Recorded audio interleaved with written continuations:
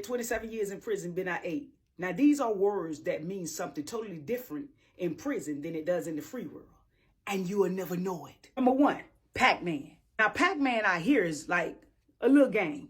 You play it and you got the little ghosts, Blinky, Inky, and all them. And then you have Pac-Man in the pebbles. And he go by, and if he get out.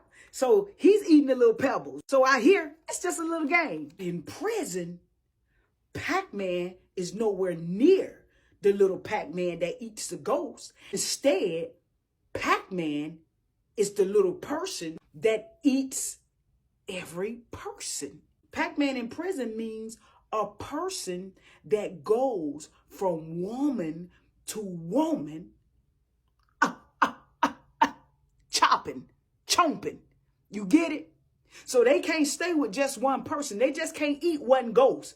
You just can't eat Blinky. You got to eat Blinky, Inky, Shadow, and the rest of them. You get it. Number 2, fishing. Now, fishing out here means you take a rod, bring in the fish.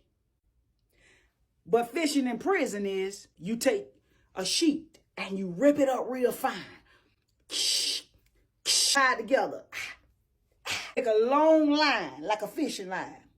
And you tie something with a little bit of weight at the end. Maybe a blue bar soap. You give it a little bit of weight so that you can throw it out. Mostly confinement, where we use them at.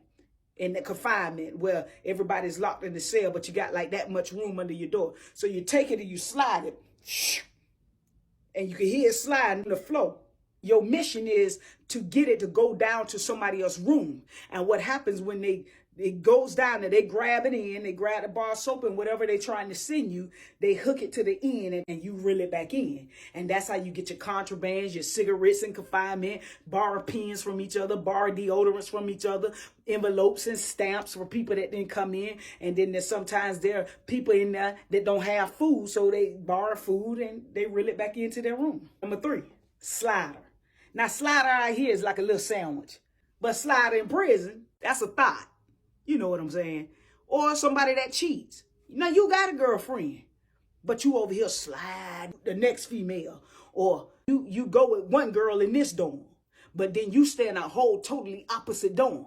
And you undercover sliding with somebody else or sliding with your best friend chick. You just being sneaky.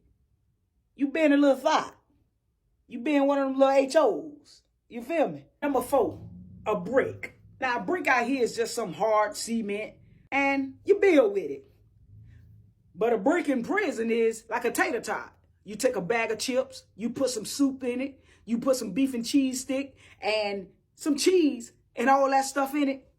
And you put the hot water, you cook it, you form it into a brick, the shape of a brick, and you put it up under your mattress and you let it cook. It's all solid and a little hard and thick. And I guess in prison, that's why they call it a brick. It's real good, though. Put your condiments on it, cut it up real nice, and go for it. Number 5, bird bath. Now, bird bath out here, you go to the park and you see the little fountain, and you see the little bird in there shaking off, flapping his wings. He just bathing. Taking his little bird bath, whistling, having a good time.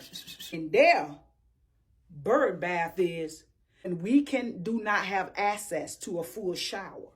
So we take a shower in our sink, which the water comes out in almost the same form as that little fountain in the bird bath. And little drizzle water coming out, and we make the best of it. We put our rags under there, we wash our face, we soak it up.